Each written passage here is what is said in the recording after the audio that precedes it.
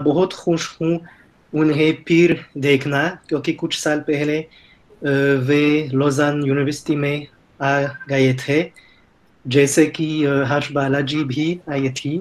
और मैं बहुत खुश हूँ उन्हें फिर देखना, जब हालांकि इतनी दूरी से देख सकते हैं। तो आशा है कि अभी मेरी पावर पॉइंट देख सकते हैं। राहुल जी, क्या पावर पॉइंट देख सकते हैं? अभी नहीं, नहीं, अभी नहीं, अभी ये नहीं निकोला जी। अभी नहीं। किसी का और का स्क्रीन शेयर हो रहा है प्लीज। ये रोशन वही स्क्रीन किस कोई और शेयर कर रहे हैं, प्लीज इसको देखिए। हाँ, एक बार। यस आप ओके।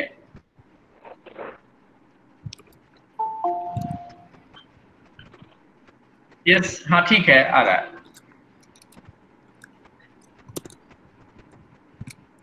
अभी ठीक है। आप लोगों से अनुरोध है कि अपने स्क्रीन मत शेयर करें प्लीज। निकोला जी, अभी स्क्रीन नहीं आ रही है, आपकी स्क्रीन शेयर नहीं हो रही है। अच्छा। एक बार वेट। फिर से, हाँ, एक बार फिर से कोशिश करते हैं। तो उसे बंद करता हूँ, फिर उसे खोल दूंगा। ओके, तक यस, अभी ठीक होना चाहिए ना?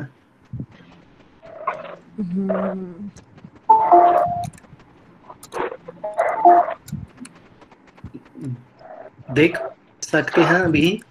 जी हाँ, देख सकते हैं। अच्छा, जी तो जी शुरू जी, करूं? अच्छा, शुरू जी करूं? जी जी जी। ठीक है। तो 30 मिनट के अंदर तो आधुनिक हिंदी उपन्यासों में से एक उपन्यास जो पाठक के मन में विस्मय को बहुत अधिक जगाता है, वो है मनोहर श्याम जोशी की हरिया हरक्यूलिस की हैरानी। ये कृति कई कारणों से पढ़ने, उस पर शोध करने और खास करके उसका अनुवाद करने बिल्कुल लायक है। पहले, इस लघु उपन्यास में लेखक के सभी साहित्यिक गुण या खूबियां मिलती हैं। दूसरे, ये हिंदी साहित्य में उत्तर आधुनिकतावाद के पहले उदाहरणों में से एक है। और तीसरे, इसमें जिस भाषा का शिल्प और जो असंख्य अच्छे और तेज शब्द श्लेष मिलते हैं, उस भाषा का और उन पूरे शब्द श्लेषों का अनुवाद करना अनुवादक के लिए एक बढ़िया चुनौती बन जाती है।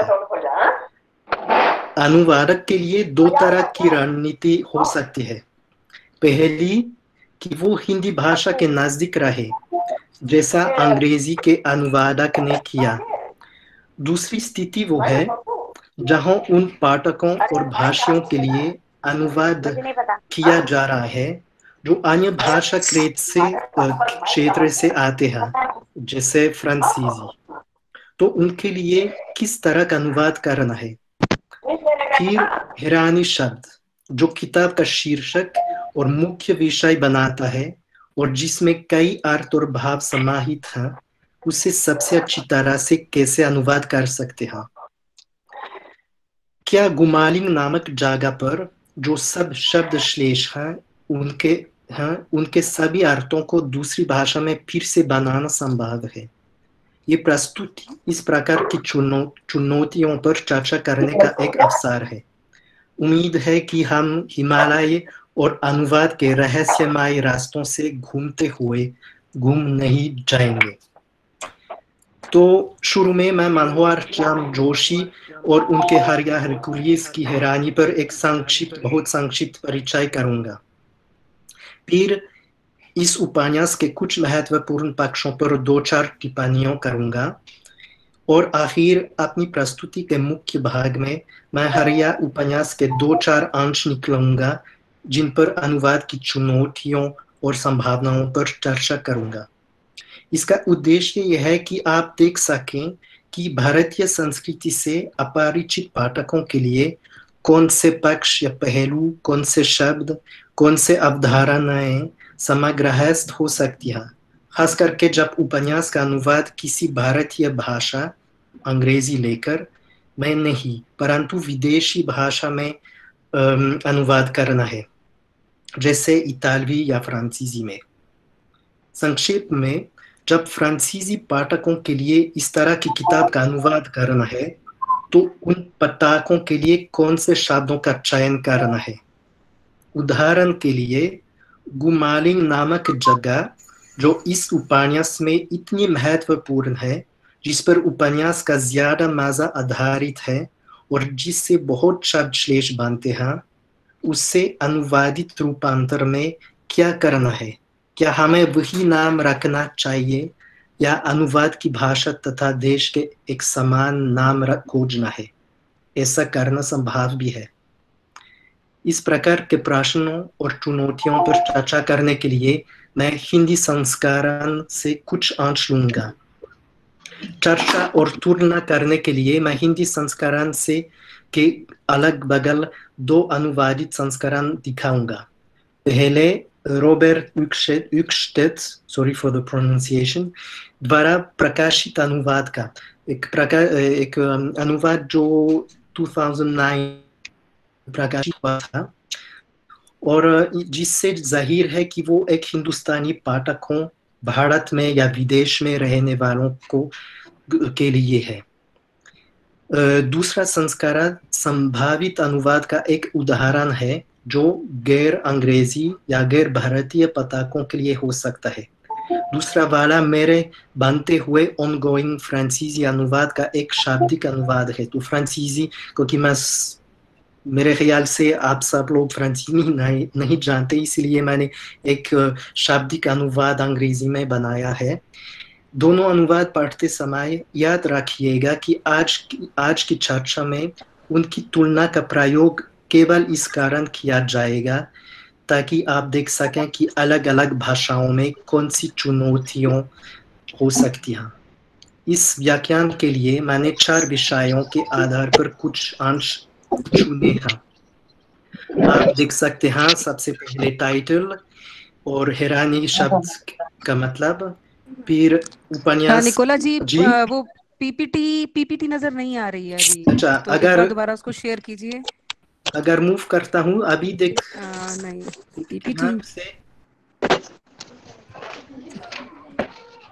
पीपीटी नहीं नजर आएगी तो वो देखना मुश्किल होगा। मुझे तो दिख रही है पीपीटी, पर यहाँ कुछ क्लैरिटी नहीं है। अच्छा, नहीं सर, पीपीटी नहीं आ रही है सर मेरे तरफ भी। हाँ, नहीं आ रही है? नहीं, पीपीटी नजर नहीं आ रही है। नहीं। अच्छा, तो क्योंकि निकोला जी बहुत इम्पोर्टेंट बात कह रहे हैं, वो बात फिर छूट जाएगी अगर पीपीटी नहीं होगी। एसेंशियल बात है। तो ओके, तो फिर उसे लॉन्च करूं जी एक बार फिर से, उसे बंद कर फिर खोल दूंगा, या अगर ऐसे करता हूं, शायद स्थिति ये है क्योंकि हाँ अब आ गई आ गया। अच्छा जी, हो सकता है कि अगर मैं 2-3 मिनट एक ही तस्वीर दिखाता हूँ तब गायब हो जाता है। हाँ बिल्कुल ठीक है अब। ओके, तो मैं कह रहा था कि सबसे पहले टाइटल के बारे में कुछ बात करूंगा, फिर बिगिनिंग ऑफ द नॉवेल पे और गुमालिंग नाम पे, और अंत में ये डबल और ईना की बात पर। तो सबसे पहले मनोहर श्याम जोशी, 2-3 शब्द। वे उनका जन्म अजमेर में अल्मोड़ा से एक कुमाऊनी ब्राह्मण परिवार में हुआ था। उन्होंने लखनऊ विश्वविद्यालय से विज्ञान में स्नातक किया। अपने पिता और बड़े भाई की अकाल मृत्यु के कारण उन्हें अपनी पढ़ाई छोड़नी पड़ी, तो उन्हें कई नौकरियों में लगाया गया, जैसे शिक्षक, पत्रकार और संपादक। लेकिन वे कहानियों और उपन्यासों के लेखक भी बन गए। भले ही उन्होंने बढ़िया उपन्यास लिखे, फिर भी उनकी लोकप्रियता इसी पर आधारित है कि उन्होंने सबसे पहले प्रसिद्ध भारतीय टेलीविजन धारावाहिक लिखी जिसका नाम था हम लोग, और जिससे उन्हें father of Indian soap opera बतलाया गया। उन्होंने कई और टीवी सीरियल लिखी, उनमें से बुनियाद का उल्लेख करना है। वो दिनमान पत्रिका में प्रसिद्ध कवि अज्ञेय के सहायक बन गए और हिंदुस्तान टाइम्स समूह की पत्रिका साप्ताहिक हिंदुस्तान के संपादक बने। साहित्यिक रूप से उन्होंने तरह तरह के विषयों पर लिखा है और कुछ ऐसे लोकप्रिय उपन्यास जैसे कुरु कुरु स्वाहा, कसब, हरकुलेस की हैरानी, टट्टा प्रोफेसर, हमजाद और ख्याब, जिसके लिए उन्होंने वर्ष 2005 में साहित्य पुरस्कार प्राप्त किया। हरकुलेस की हैरानी छोटा उपन्यास है। पहली बार इंडिया टुडे में किस्तों में प्रकाशित किया गया था, मार्च और अगस्त 1994 के बीच में। उसी वर्ष एक किताब घर प्रकाशन द्वारा प्रकाशित किया गया। इसका मुख्य पात्र है हरिया, एक उल्लेख करता हूँ, अधेर, अकाल वृद्ध, गंजे और गमखोर चीर खून वाले आदमी जो लगातार बीमार लोगों की देखभाल में लगता रहता है और विशेष रूप से अपने बूढ़े पिताजी राय साहब किरवानदत्त तिवारी, जिसे चिरकालिक कब्ज है। हरिया का उपनाम हरक्यूलिस है क्योंकि उसके पिताजी ने उसे अपना हरक्यूलिस साइकिल दे दी। इससे नायक के नाम में भी व्यंग मिलता है क्योंकि हरिया पात्र ग्रीक नायक का बिल्कुल उल्टा है। उसका जीवन तब तक बिना किसी आश्चर्य आराम से चल रहा है जब तक एक दिन उसे गुमालिन का नाम सुनाई पड़ गया। हरिया जिंदगी में पहली बार गहन सोच में पड़ जाता है, लिखा है। तभी उसकी सालों से चलती हुई दिनचर्या, उसकी शांति एकाएक टूट जाती है और हरिया हैरानी के अस्तित्व का पहली बार सार्वजनिक स्वीकार करता है। ये हैरानी क्यों और कहां से आई? वो उसी दिन हुई जब हरिया अपने मौसेरे भाई देखने जाकर उनके बेटे अतुल से अपने पिताजी की तबीयत के बारे में बात कर रहा था, जिस पर अतुल, बेटे का नाम हरिया को एटलस देखते हुए बोला कि गुमालिन, अभी हम लोग गु की बात कर रहे थे। गु मतलब मल, गु। और ये देखो, पश्चिम ऑस्ट्रेलिया में एक जगह है जिसका नाम है गुमालिन। गुमालिन, हरिया ने कहा, ये सब तो क्या होगा नाम किसी जगह का, मजाक कर रहा है तू भाव। तो भाव ये एक कुमाऊनी नाम है। अतुल उससे ये भी कहता है कि गुमालिन में एक दूसरा आदमी जरूर होगा जो हरिया बिल्कुल जैसा ही होगा। वो भी बिल्कुल आपकी जैसी जिंदगी जीता है। अब दोनों एक ही किस्म के जानवर हैं। उसी वक्त से हरिया अपने डबल के विचार से मुक्त हो जाता है। उसका मोह, उसकी हैरानी तब और बढ़ जाती है जब अपने पिताजी की मौत के समय पर उसे एक पुराना पिटार ट्रंक मिल जाता है। उसमें चांदी और सोने के पुराने सिक्के, बड़े बड़े रत्न, अंगूठियों और 2 लिफाफे मिलते हैं। दूसरे लिफाफे में कुछ पुरानी अश्लील तस्वीरें रखी हैं, जिसमें राय साहब, उनके पिताजी, हरमोर महाराज की तीसरी रानी से संभोग कर रहे थे। पहले लिफाफे में एक पत्र है जो लाहौल स्पीति से किसी लामा ने राय साहब को भेजा था और जिसमें लिखा है कि हरिया के पिताजी ने हिमालय में गुमालिन नामक एक पौराणिक स्थान की देवता से एक पवित्र पितर की चोरी की थी। इसीलिए लामा ने पत्र में लिखा था, अगर आप सचमुच प्रायश्चित करना चाहते हो तो शुरू अगस्त में मेरे साथ तीर्थ यात्रा पर चलें। अपने साथ वो पिटर अवश्य लाएं। ध्यान रहे कि वो पिटर आपने नहीं लौटाया तो 100 मौतें देखकर मरने के बाद भी आप शराब से मुक्त न हो पाएंगे। जब तक पिटर आपकी बिरादरी में रहेगा, आप प्रेत रूप में पीरे दर पीरी 100 मौतें देखने के लिए अभिशप्त रहेंगे। इसलिए हरिया अपने परिवार के पाप का प्रायश्चित करने के लिए गुमालिन जाकर पीटर लौटाने का फैसला करता है। पिरुली केंजा नामक एक महिला जो हरिया की मौसी जैसी है उसके साथ यात्रा करती है, लेकिन वापस आने पर हिमालय से वापस आने पर वो अकेली है और किसी को भी पता नहीं कि हरिया कहाँ गायब हो गया है। पिरुली केंजा गुमालिंग यात्रा की कहानी सुनाती है, लेकिन ज्यादातर लोग उस पर विश्वास नहीं करते क्योंकि पिरुली एक संशयात्मक पात्र है। कुछ लोगों के लिए वो एक बौद्ध भिक्षुनी है, जबकि दूसरों के लिए एक दरबारी व्यभिचारिणी। पिरुली की कहानी के से 3 महत्वपूर्ण पहलू निकलते हैं, जिनसे ये उपन्यास उत्तर आधुनिक तत्ववाद का एक आदर्श नमूना समझ सकता है। पहले, सत्य और भ्रम के स्तर बिल्कुल धुंधले मिले जुले हैं और कोई भी तथ्य, कोई भी बात स्थिर या निश्चित नहीं है। लेकिन जब कभी दार्शनिक विचार या गंभीर बात चर्चा में आती है तब उसे उबाऊ मनाया जाता है। जैसे तो पिरुली कहती है, संप्रदाय के अनुसार ये मिथ्या जगत सर्वान इसलिए लगता है कि ये परम सत्ता का रचा हुआ एक पेचीदा मजाक है। जो इस बात को समझ लेता है वो परम सत्ता द्वारा विलीन कर लिया जाता है, क्योंकि परम सत्ता नहीं चाहती कि जनसाधारण उसकी सृष्टि को मजाक समझ बैठे। तो हम भी देख सकते हैं कि उनमें मजाक की बात व्यंग की प्रमुख विषय है, उपन्यास का सार और रस बनाता है। हमने एक उदाहरण देखा है, और जब कभी गंभीर बातें आती है उसके बाद नरेटर ये लिखता है, इसे भारतीय दर्शनों का नहीं sorry, it was in the first in this one, okay माफ कीजिए, ओके वही है। तो कथावाचक कहता है, कहना न होगा कि पिरुली केंजा की बौद्ध दर्शन के इस संस्करण पर हमारी बिरादरी ने उठकर और खींचकर कहानी आगे सुनाए जाने की मांग की, तो कोई गंभीरता की जरूरत नहीं है।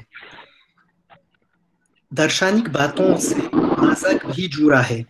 इस पर प्रसिद्ध साहित्य आलोचक सुधीश पचौरी ने अपनी किताब उत्तर आधुनिक साहित्यिक विमर्श के एक निबंध में लिखा है कि, तो सुधीश पचौरी लिखता है, इसे भारतीय दर्शनों का प्रिय बिंब प्रतिबिंबवाद भी कहा जा सकता है, लेकिन मनोहर श्याम जोशी इस धोखे को बनाते हुए मसखरी भाषा में दार्शनिक गंभीरता को बार बार तोड़कर निकालते जाते हैं।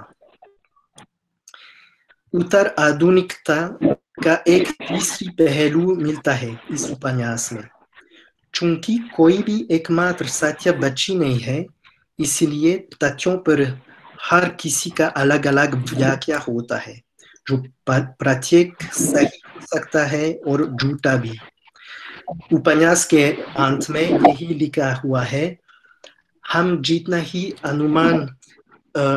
अनुसंधान करते चले गए, हमारे पास उतने ही तथ्य और तथ्य जमा होते चले गए, लेकिन उनके विषय में सत्यात्य का निर्णय करना कठिनतर होता चला गया।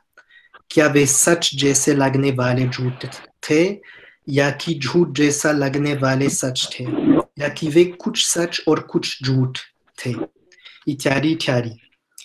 इस विषय पर वेरोनिका गिरार्डी, एक इतालवी शोधकर्ता ने लिखा है, Haria's story appeals to the reader as a cubist painting where every single element can be seen from several points of view and there is no possibility of establishing a final truth. The 3 basic units of the narrative, story, characters, place, are deconstructed. अगर अनुवाद में मनोहर श्याम जोशी की शैली, हास्य प्रियता और उत्तर आधुनिकता का विचार रखना है, तो ये हैं कुछ पहलू जिनका महत्व अवश्य मन में याद रखना है, जैसे भाषा का खेल, मजाक और हास्य, संदेह और अपूर्ण उत्तर, और हैरानी या आश्चर्य का भाव। किसी भी पाठ का अनुवाद करते हुए ये भी ध्यान में रखना है कि किताब के बुनियादी पहलू कौन से हैं। हम जानते तो हैं कि एक पाठ से, खास करके एक कविता से, हम सारे पहलू ऐसे ही रख नहीं सकते। कविता में बड़ी मुश्किल से चंद अनुप्रास, राइम, वाक्य विन्यास और अर्थ भी रखा जा सकता है। हमें हमेशा चुनना पड़ता है कि सारे पहलुओं में से कौन से हैं जो हमें जरूरी रखना चाहिए। चयन और निर्णय में अपने छात्रों की मदद करने के लिए मैंने एक सरणी, एक चार्ट बनाया जिसमें पाठों के पहलू 4 वर्गों में, कैटेगरी में या 4 टेक्सचुअल स्तरों में बांटे जा सकते हैं। ये लीजिए। तो पहले स्तर पर, सांदर्भिक स्तर पर, आप देखेंगे कि लेखक, साहित्यिक आंदोलन, लेखन का संदर्भ, ये सब चीजें की जरूरत भी है। एक दूसरा लेवल है सेमांटिक लेवल, शब्दार्थ स्तर, जिसमें शीर्षक और मुख्य विषय या मुख्य शब्द की जरूरत देखनी है, और उसमें सूचना का क्रम भी है, इम्पोर्टेंट है, शब्दकोश और भाषा रजिस्टर और शब्दों की श्रेणियों। तीसरा लेवल पर, स्ट्रक्चरल लेवल पर या संरचनात्मक स्तर पर, पाठ की शैली, कौन सा जॉनर है, एक उपन्यास है या एक कविता है, अगर कविता हो तब कविता का प्रकार, संरचना और पाठ का विभाजन, अनुच्छेद, एंजेम्पमेंट्स, पंक्चुएशन इत्यादि। और चौथे लेवल पर, ध्वनि स्तर पर, ये ऐसे पहलू आते हैं जैसे ध्वनि या उच्चारण और स्वर, पुनरुक्ति, अनुप्रास, राइम्स या लय, इस तरह की चीजें। इस 4 स्तरों के अनुसार हर्कुलेस की हैरानी से भी कुछ महत्वपूर्ण पहलू निकाले जा सकते हैं। उनमें से आज हम निम्नलिखित पहलुओं का ध्यान आकर्षित कर सकते हैं।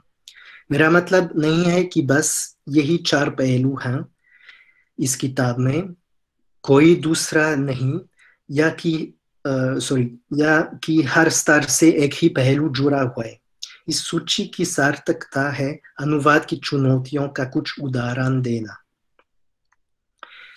So on the first level, so it's not the same level as in the chart before, मैं शब्दार्थ स्तर, सेमांटिक लेवल से शुरू करूंगा।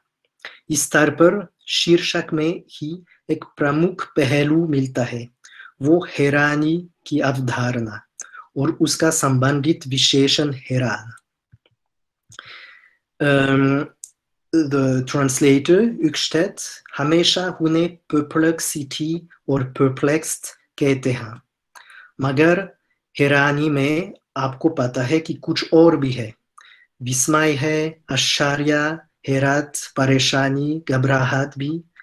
इस कहानी में हैरानी की बात और महत्वपूर्ण बन जाती है क्योंकि इस हैरानी का पहला कारण है एक अत्यंत तुच्छ, निरर्थक माल जैसी चीज है जिससे हरिया का पूरा जीवन बदल जाती है। तो इसलिए मैंने फ्रांसीसी में, अब तक हो सकता है कि बदलूंगा, लेकिन अब तक मैंने चुना है एटोनमेंट। एटोनमेंट शायद अंग्रेजी में होगा एस्टोनिशमेंट, और आप देख सकते हैं एटोनमेंट का परिभाषण है ये strong surprise caused by something unexpected or extraordinary. This surprise can also be made either of fear or of admiration. तो उन सारे शब्दों में से मैंने महसूस किया कि एटोनमेंट हैरानी से सबसे नजदीक शब्द है। आप देख सकते हैं पहले पृष्ठ पर, किताब की शुरू में ही अंग्रेजी में Uckstedt उसने perplexity का नाम चुना है, जबकि जैसे मैंने अभी कहा है, मैंने एस्टोनिशमेंट चुना। अब तक दूसरे शब्द भी रखे हैं, जैसे अमेजमेंट, वंडरमेंट, क्योंकि एक काफी कॉम्प्लेक्स शब्द है ये हैरानी। इस लेवल पर नहीं, सॉरी, दूसरे लेवल पर अभी सिंटैक्टिक लेवल पर ध्यान करें। उपन्यास में शब्दावली और भाषाई रजिस्टर भी महत्वपूर्ण है। जोशी जी तकनीकी शब्दों का उपयोग करने में संस्कृत भाषा से कई शब्दों का उद्धार करते हैं और लगता है कि उन्हें इसमें बहुत मजा या यूं कहे प्रसन्नता और आनंद मिलता है। इस तरह के शब्दों का उपयोग करने से और लंबे जटिल वाक्यों की उपस्थिति से आखिर एक हास्य व्यंग्यपूर्ण प्रभाव पैदा होता है। इस प्रभाव को भी अनुवाद में प्रस्तुत किया जाना चाहिए। उसके अतिरिक्त कुमाऊनी समुदाय और भाषा से संबंधित कई शब्दों का उपयोग भी है, जैसे भाभी के लिए भोजू, मौ के लिए ईजा या थोड़ी के लिए थोड़ी-सी थोड़ी के लिए तोपुक। आप देख सकते हैं हिंदी में कि वाक्य काफी लंबे हैं, खास करके पहले वाक्य में, और उनमें काफी सांस्कृतिक शब्द आते हैं।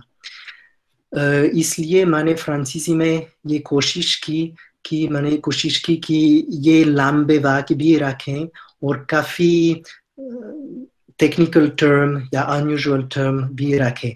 जैसे अंत में वो लिखता है कि परलौकिक व्याकरण, हमारी बिरादरी में संध्या वंदन में सूर्यश्रेष्ठ का विसर्जन करके पारलौकिक व्यापारों से छुट्टी पाकर। So I've used for संध्या वंदन में एक Vespers ceremony, Vêpres in French, which is quite technical. It's meant for mostly for religion ceremonies. और ये पारलौकिक इकलौकिक, ह्युस्टेट ने उनका अनुवाद ऐसा किया था कि उसने लिखा otherworldly और this world। शायद और टेक्निकल टर्म भी हो सके, जैसे heavenly या spiritual, और इकलौकिक शायद temporal या worldly matters. In the second excerpt आप देख सकते हैं कि वो जोशी जी ने लिखा है, हम अपने समस्त निजी कार्यों में चंचल मन्ना चंद्र की तिथियों का ही उपयोग करते थे। So this चंचल मन्ना चंद्र की तिथियों, in English it has become a mischievous minded moon. That's fine because it plays on alliteration, mischievous minded moon. लेकिन in French ऐसा शब्द है जिसका नाम है lunatic, और तो अंग्रेजी में ये शब्द भी मिलता है lunatic character। इसलिए मैंने फ्रांसीसी में इसका अनुवाद ऐसा किया, on the lunar star's lunatic character. In French it sounds better. It's a bit strange, but it makes something like le caractère lunatique de l'astre lunaire. It sounds quite technical, और उसके पीछे भी मजा आता है। और कभी न कभी जोशी जी टेक्निकल या खास करके कुमाऊनी शब्द का इस्तेमाल करता है, जैसे ये जान्यो पुन्यू। इसलिए उन्होंने एक फुटनोट भी ऐड किया था, जनेऊ पूर्णिमा यानी रक्षाबंधन। इसलिए मैंने ऐसे लिखा है कि तो just after the Janyo Punyu festival I kept the word, लेकिन जस्ट उसके बाद मैंने जो फुटनोट में था उसे मेन टेक्स्ट में रखा, तो मैंने लिखा है just after the Janyo Punyu festival Rakshabandhan in other words. और एक और बात यह है कि वे लिखते हैं सन 69 की जान्यो पुन्यू के बाद की द्वितीय की बात है। भारतीय लोगों के लिए, पाठकों के लिए ये स्पष्ट है कि ये द्वितीय की बात ये क्या है या ये सब कुछ क्या है, लेकिन फ्रांसीसी लोगों के लिए उनको एक्सप्लेन करना है। इसलिए मैंने निश्चय किया कि मैं ऐसे लिखूंगा, on the second day of the fifth full moon in the late 60s। तो थोड़ा सा वाक्य थोड़ा सा और लंबा बन जाता है, लेकिन कम से कम फ्रांसीसी पाठक समझ पाएगा कि उसके पीछे क्या क्या है। तीसरे लेवल पर, ध्वनि स्तर पर, गुमालिंग का नाम एक उदाहरण हो सकता है। जोशी जी शब्दों की ध्वनि और शब्दों के अर्थ से बहुत खेलते रहते हैं। उदाहरण के लिए ये गु शब्द, जिसका एक अर्थ है मल, लेकिन जिसका एक और अर्थ भी हो सकता है जब लिखा जाता है गुम, यानी एक चीज जो अप्रकट, गुप्त, खोया हुआ या गायब है। इस शब्द में एक ओर से अशिष्ट, अत्यंत सामान्य बात आती है और दूसरी ओर से कुछ ऐसा है जो संभावनाओं और रहस्यों की दुनिया को खोलता है, जबकि दरअसल अंत में कुछ भी नहीं मिलता।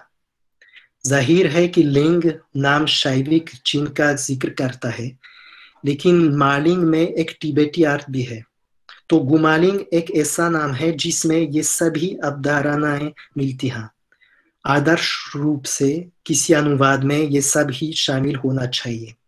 तो आप देख सकते हैं कि अंग्रेजी में अनुवादक ने यही गुमालिंग नाम रखा। ये ठीक है, क्योंकि गुमालिंग वेस्टर्न ऑस्ट्रेलिया का एक शहर का नाम है, तो सब कुछ ठीक से चलता है। लेकिन फ्रांसीसी में मैं अभी भी सोच रहा हूँ, पता नहीं कौन सा परिणाम होगा, लेकिन अभी भी सोच रहा हूँ कि क्या एक फ्रांसीसी नाम एक फ्रांसीसी जगह का नाम रख लूं। जैसे स्विट्जरलैंड में मेरे पास ही शायद 40 किलोमीटर लोजान से दूर एक छोटा सा गांव है जिसका नाम है लेथ्रो, और जिस तरह वो लिखा हुआ है लेथ्रो, आप देख सकते हैं दाहिनी कॉलम में, तो अगर उसे दूसरी तरह से लिखें तो उसका नाम है मूल। तो लेथ्रो का मतलब है गु, और क्यू एक उसकी ध्वनि से हम सुनते हैं मैस्कुलिन एट्रीब्यूट, सो लिंग। तो क्यू sur लेथ्रो, गुमालिंग का मतलब ये है। लेकिन परेशानी तब आती है जब दूसरी चीजों का अनुवाद करना है।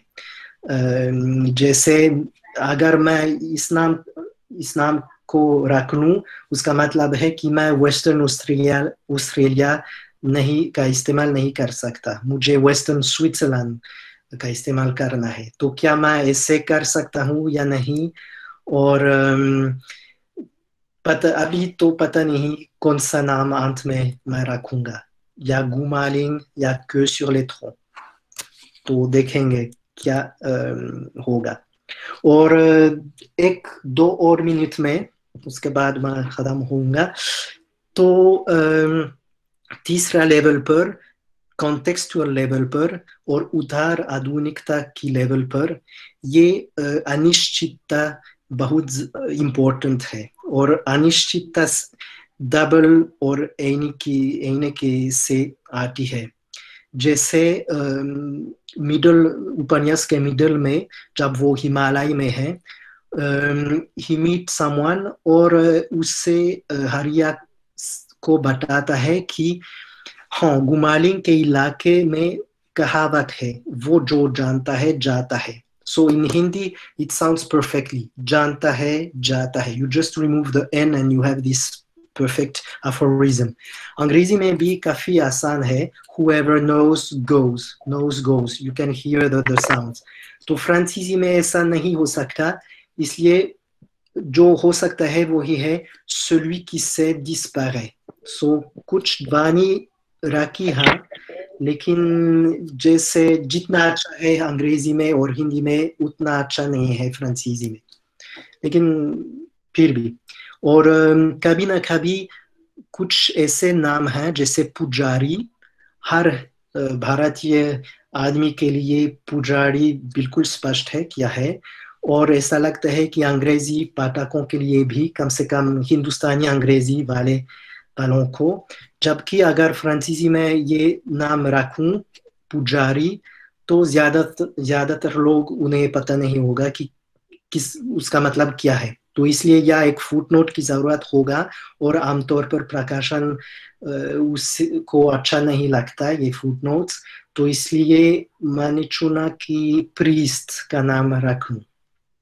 पता है कि प्रीस्ट और पुजारी एक ऐसे बिल्कुल नहीं है, लेकिन तो चयन करने हैं।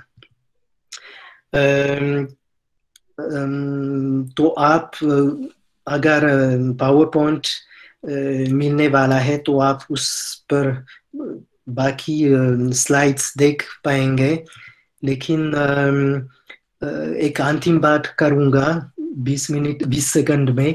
ये है जैसे मैं ही वो दूसरा है, और तो बहुत वेदांतिक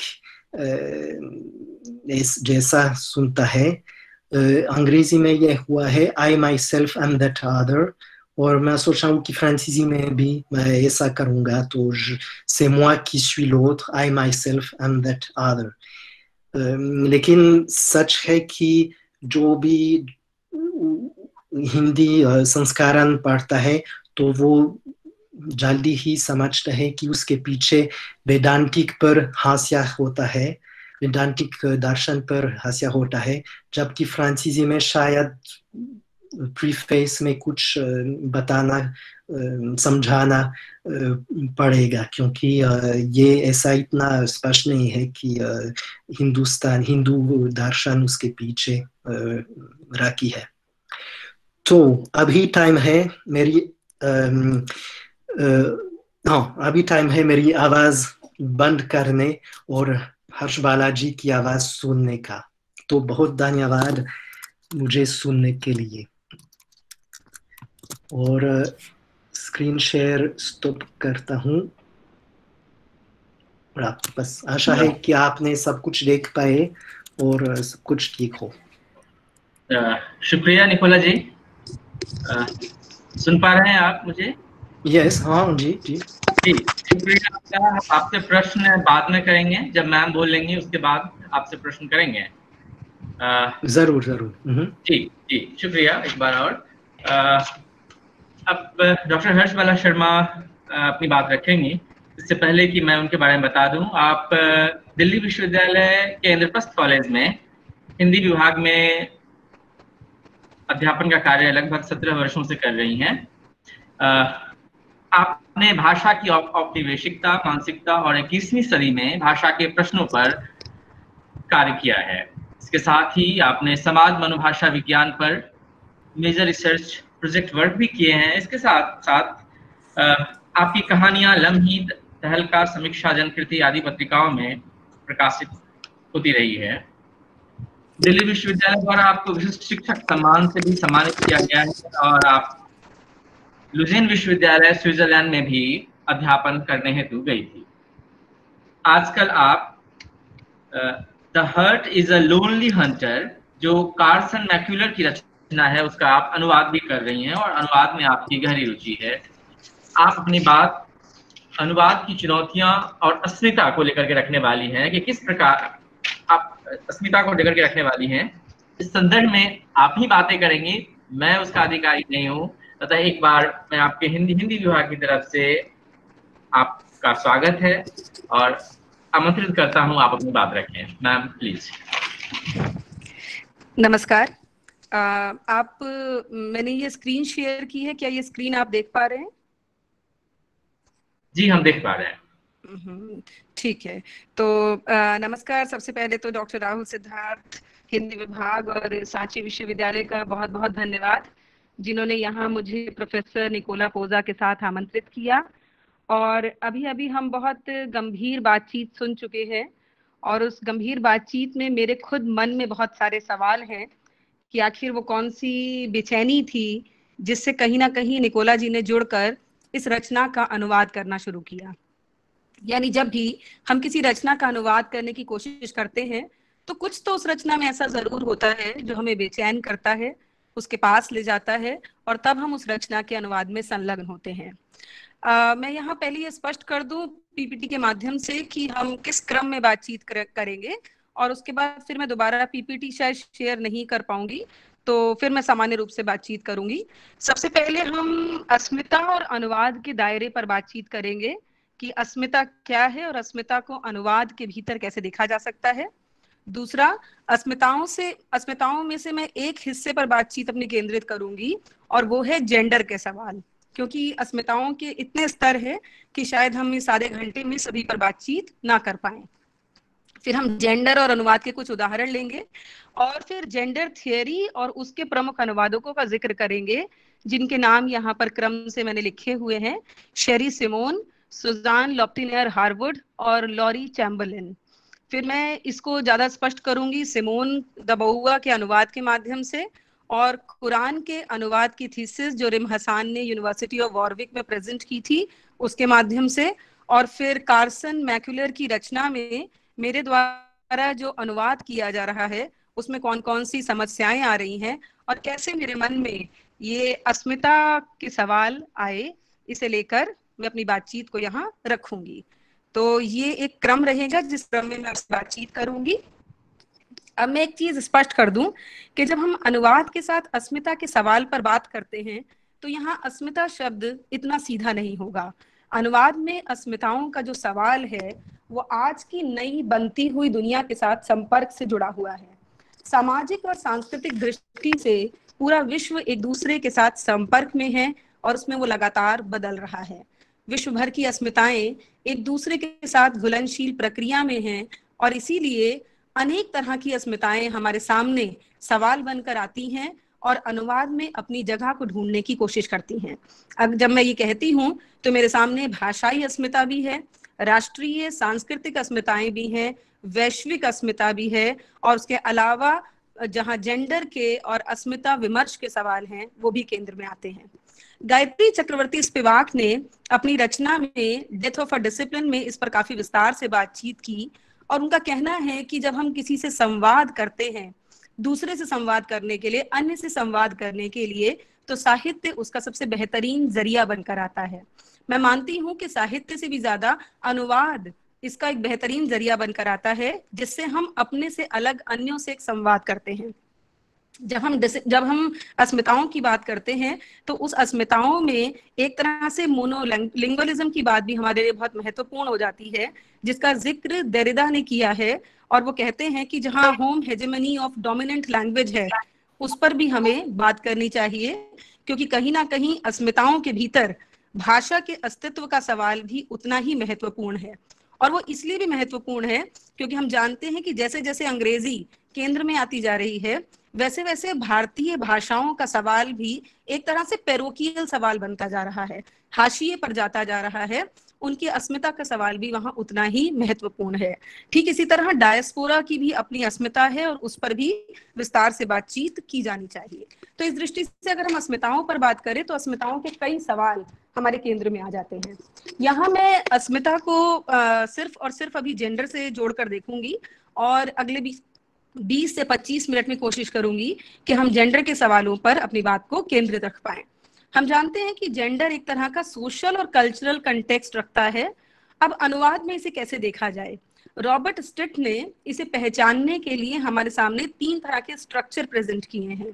अब जो पहला स्ट्रक्चर है जिसकी वो बात करते हैं वो है ग्रामेटिकल जेंडर। ग्रामेटिकल जेंडर पर कैसे काम किया जाए जब हम अनुवाद कर रहे हैं, और वो हमें किस तरह से परेशान करता है। जो लोग भी अनुवाद में संलग्न हैं वो इस बात से वाकिफ है कि ग्रामेटिकल जेंडर को भी ट्रांसलेट करना इतना आसान नहीं होता जितना आसान वो दिखाई देता है। कुछ भाषाएं ऐसी हैं जो व्याकरणिक रूप से संज्ञा के लिए ठीक ठीक रूप में जेंडर का इस्तेमाल करती हैं, जबकि कुछ नहीं करती। अब हो सकता है कि कई बार स्रोत भाषा में जेंडर स्पेसिफिक शब्दावली हो, जबकि जो टारगेट भाषा है वहां पर हमें ये जेंडर स्पेसिफिक शब्दावली नजर ना आए। ठीक इसी के विपरीत ये भी हो सकता है कि जो टारगेट भाषा है उसमें हमें जेंडर स्पेसिफिक शब्दावली बहुलता से मिले और जो स्रोत भाषा है वहां पर जेंडर स्पेसिफिक शब्दावली इतनी स्पष्ट ना हो। अब ये अपने आप में एक समस्या बनकर आती है। यहाँ पर मैं इस बात को स्पष्ट करने के लिए सिर्फ अंग्रेजी के आई का एग्जाम्पल लूंगी। अब इस आई को कैसे ट्रांसलेट किया जाए, ये एक बड़ी चुनौती है। सामान्य रूप में आई अगर देखा जाए तो उसे ट्रांसलेट करने में कोई दिक्कत नहीं है, पर अगर मैं आपके सामने दो एग्जाम्पल रखूं तो आप इस पर सोच के देखिएगा कि आप इसे कैसे ट्रांसलेट करते हैं, और सबसे पहले आपके मन में कौन सी छवि आती है ट्रांसलेट करते हुए, क्योंकि वो छवि बहुत इंपॉर्टेंट है जब हम जेंडर के सवाल पर बात कर रहे हैं। If I say that I have to go home, if I say to my boss that I have to go home because my son is waiting at home and I have to finish my household work also, तो सबसे पहले हमारे दिमाग में कौन सी छवि आती है? ये छवि प्रायः एक स्त्री की होती है कि मुझे घर पहुंचना है। एक स्त्री अपने बॉस से कहती है कि मुझे घर पहुंचना है क्योंकि घर पहुंचकर मेरा बच्चा इंतजार कर रहा है और मुझे अपने सारे काम निपटाने हैं। अब इस आई का ट्रांसलेशन जो है वो हमने जेंडर स्पेसिफिक एज विमेन किया। ठीक उसी तरह अगर हम दूसरा वाक्य देखें, I as a god speak to the humanity, अगर मैं इसका ट्रांसलेशन पूछूं तो प्रायः यही होगा कि मैं ईश्वर के रूप में इस समाज से या इस मानवता से ये कहना चाहता हूं। तो आई इतना सीधा वाक्य नहीं है कि जब हम ट्रांसलेट करें तो हम सीधे उसे केवल मैं कह दें। तो ये इस सवाल को 1928 में वर्जीनिया वुल्फ ने उठाया, और वर्जीनिया वुल्फ ने अब कैम्ब्रिज यूनिवर्सिटी में एक भाषण दिया, और उस भाषण को उन्होंने बाद में अ रूम ऑफ वंस ओन नामक लेखों में, जो लेख के नाम से उन्होंने बहुत बढ़िया तरीके से स्थापित किया और प्रकाशित किया। जब वो इस रचना को लिखती हैं अ रूम ऑफ वंस ओन, तो वो कहती हैं कि आई की मैस्कुलिनिटी के विरोध में वो वन का निर्माण करती हैं। वो कहती हैं अ रूम ऑफ वंस ओन। वो ये भी कह सकती थी अ room of mind, a room of femininity, पर नहीं, वो कहती हैं अ रूम ऑफ वंस ओन। तो वो जो वन है, वन का इस्तेमाल वो एक तरह की फेमिनिन लैंग्वेज को क्रिएट करने के लिए करती हैं। और वो कहती हैं कि जो आई का पूरा एक सिस्टम है जिससे जो जेंडर है वो एक तरह की पेरोकियल ध्वनि बन गया, उसके विरोध में वो उस वन का निर्माण करती हैं। और निर्माण ही नहीं करती बल्कि उसके माध्यम से वो लंबे लंबे सेंटेंसेस का इस्तेमाल करती हैं, छोटे छोटे बीच में वाक्यांश लेकर आती हैं, बीच में कॉमाज आते हैं, अल्प विराम आते हैं, और उनके माध्यम से वो ऐसे सेंटेंस कंस्ट्रक्ट करती हैं कि उससे एक खास तरह की स्त्री भाषा बनती है। अब अनुवादक के लिए बहुत बड़ी चुनौती भी है, और अनुवादक का एक सीधा साधा रास्ता भी हो सकता है। बहुत बड़ी चुनौती ये है कि वो अब इसका ट्रांसलेशन कैसे करे। क्या वो इसे सीधा का सीधा ठीक वैसा ही ट्रांसलेट कर दे जैसा कि वो एक सामान्य किसी भी रचना का अनुवाद करेगा, और उसी तरह की एक साधारण सी भाषा का प्रयोग करके वर्जीनिया के इस पूरे के पूरे प्रयोग को खारिज कर दे, जैसा अक्सर हुआ है। और ठीक इसके विपरीत एक दूसरा रूप हो सकता है जहां पर वो इसका ट्रांसलेशन करते हुए अपनी भाषा में भी ठीक वैसी ही व्यंजनाओं को तैयार करने की कोशिश करे जिससे ये लगे कि हाँ, इस भाषा में भी जो जेंडर स्पेसिफिक शब्दावली है उसे ढूंढा जा सकता है। अभी आपने निकोला जी को सुना तो वो गूमालिंग को लेकर इतने तैयार थे कि वो उस नाम की जगह को ढूंढ रहे थे कि आसपास से मिल जाए तो ठीक उसका ट्रांसलेशन कुछ ऐसा किया जाए कि वो वैसा का वैसा कन्वे हो पाए जैसा जोशी जी करना चाहते थे। तो क्या हम जेंडर स्पेसिफिक शब्दावली का निर्माण भी क्या वैसा करने की कोशिश कर सकते हैं जैसा ये स्त्रियां अपने प्रयोग में करने की मांग कर रही थी? तो ये पहला सवाल। जो दूसरा सवाल है वो आता है सिमेंटिक जेंडर का। सिमेंटिक जेंडर हम जानते हैं कि वो एक तरह से बायोलॉजिकल जेंडर है, जेंडर गिवन है, लेकिन अब हम जिस समाज में हैं उस समाज में जेंडर न्यूट्रल शब्दावली बहुत सारी है, और जेंडर न्यूट्रल शब्दावली को कैसे ट्रांसलेट किया जाए ये भी अनुवादक के लिए एक बहुत बड़ी चुनौती है। अब यहाँ पर एक दूसरा एग्जाम्पल लेते हैं अंग्रेजी के इट का। आप सभी ने वो कविता सुनी है, Mary had a little lamb, its fleece was white as snow, everywhere that Mary went the lamb was sure to go, Mary had it school one day and the problem starts, Mary had it school one day, it Mary इसको school लेकर गई। अब ये it क्या है? हम देखते हैं कि हम बच्चों के लिए जब पिक्टोरियल प्रेजेंटेशन करते हैं तो वो जो लैम्ब है उस हम लैम्ब को कैसे प्रेजेंट करें, वो लैम्ब क्या है, हम उसे कैसे समझने की कोशिश करें, उसका जेंडर क्या है। तो इस इट का ट्रांसलेशन कैसे किया जाए ये भी अनुवादक के लिए एक बड़ी समस्या होती है। और तीसरा सवाल जो सबसे बड़ा सवाल है वो है सोशल कंस्ट्रक्ट या सोशल जेंडर, जो हमें दिया गया है, जो होता नहीं है पर हमें दिया गया है। यहाँ हमारे लिए सबसे बड़ा चैलेंज वही बनकर आता है जब हम किसी रचना का अनुवाद करते हैं। अब देखिए बहुत सारे शब्द हमारे मन में, मैं अभी यहाँ बोलने की कोशिश करूंगी, आप जब सुनेंगे तो आप सोचिएगा कि आपके दिमाग में पहली छवि कौन सी आती है। एक बार फिर से इस एक्सपेरिमेंट को करके देखते हैं। अगर मैं आपके सामने कहती हूँ सेक्रेटरी, तो आपके सामने जो पहली इमेज आएगी वो फेमिनिन होगी। दूसरा शब्द अगर मैं कहती हूँ मैनेजर, तो मैनेजर आपके सामने प्रेफरेबली जो है वो पुरुष के रूप में आएगा।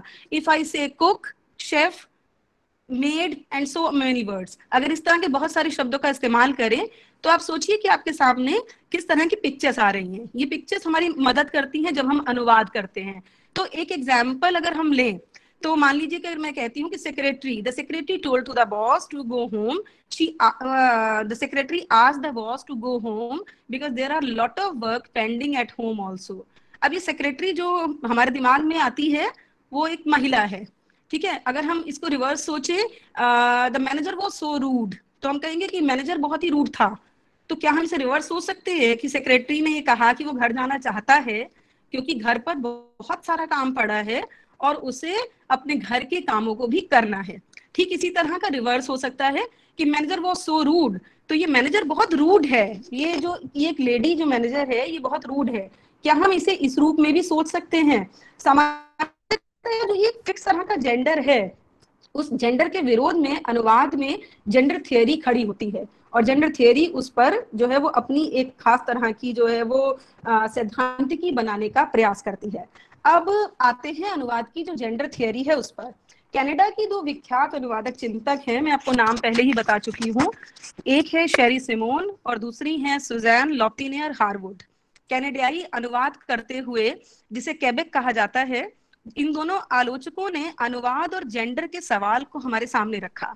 शेरी सिमोन की एक बहुत प्रसिद्ध किताब है जो मुझे लगता है कि अनुवाद से जुड़े हुए लोगों को जरूर पढ़नी चाहिए, और उस किताब का नाम है gender in translation, cultural identity and the politics of transmission, जहां पर उन्होंने संस्कृति शब्द की अबाध स्वीकृति पर सवाल उठाए और सांस्कृतिक शब्द पर पुनर्विचार करने की बात कही।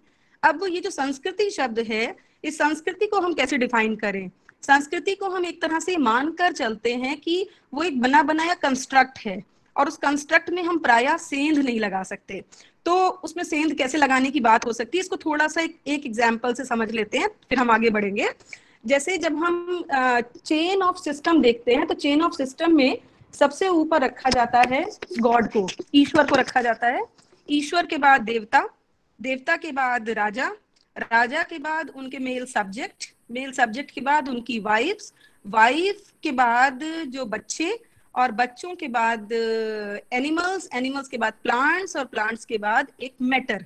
ये जो सीक्वेंस है, इस सीक्वेंस में आप अगर सब पर ध्यान देंगे तो हर कोई एक दूसरे के साथ एक खास तरह के संबंध में है। उस संबंध में वो अपने से ऊपर वाले के प्रति विद्रोह नहीं कर सकता। यानी जो ईश्वर है, देवता उसके प्रति विद्रोह नहीं कर सकते। देवता जब भी जाएंगे उसके पास तो सहायता के लिए जाएंगे। ठीक उसी तरह जो मेल सब्जेक्ट है वो किंग के प्रति विद्रोह नहीं कर सकता, और इसी क्रम में जो महिलाएं हैं वो अपने पति के प्रति विद्रोह नहीं कर सकती। तो ये खास तरह का जो कंस्ट्रक्ट है, इस कंस्ट्रक्ट में जेंडर थियरी सेंध लगाने का काम करती है और कहती है कि हम इसको एक बार दोबारा जो है वो डिफाइन करें और तब हम कोशिश करें कि हम अनुवाद में कैसे संभावनाओं की तलाश कर पाएंगे। मैं देख रही हूँ कि कुछ सवाल जो है वो संभावनाओं पर लगातार आ रहे हैं।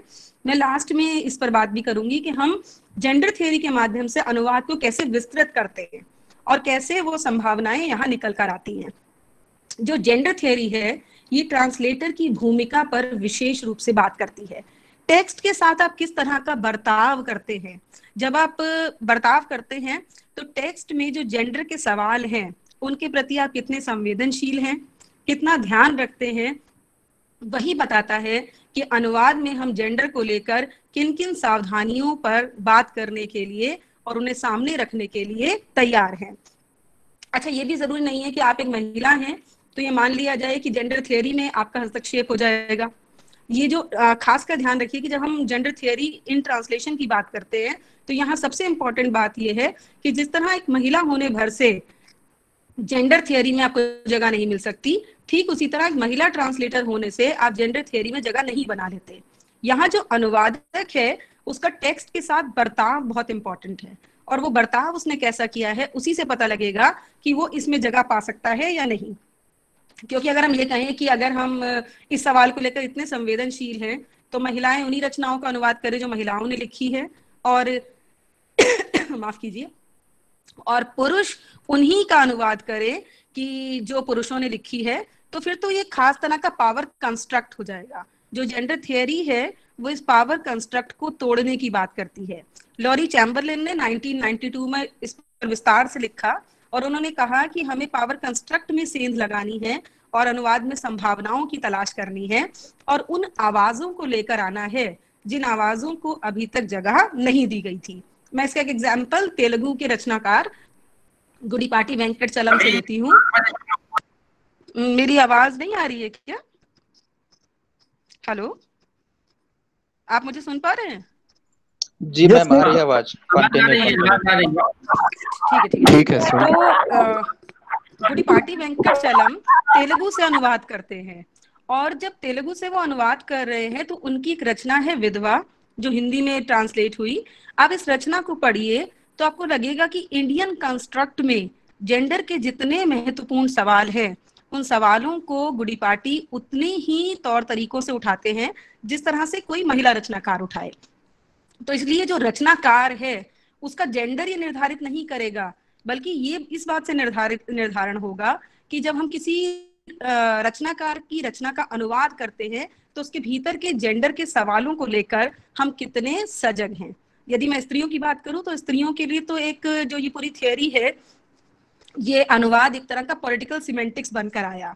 उन्होंने अनुवाद के माध्यम से हर वर्ग की आहटों को सुना और अनुवाद कार्य में संलग्न होकर अपनी रचना को विस्तृत किया। आपको जानकर हैरानी होगी, आप में से बहुत से लोग जानते भी होंगे कि एक समय में इंग्लैंड जैसी जगह पर भी स्त्रियों को, माफ कीजिएगा, एक समय में इंग्लैंड जैसी जगह पर भी स्त्रियों को केवल अनुवाद करने की अनुमति थी, वो भी केवल धार्मिक रचनाओं का।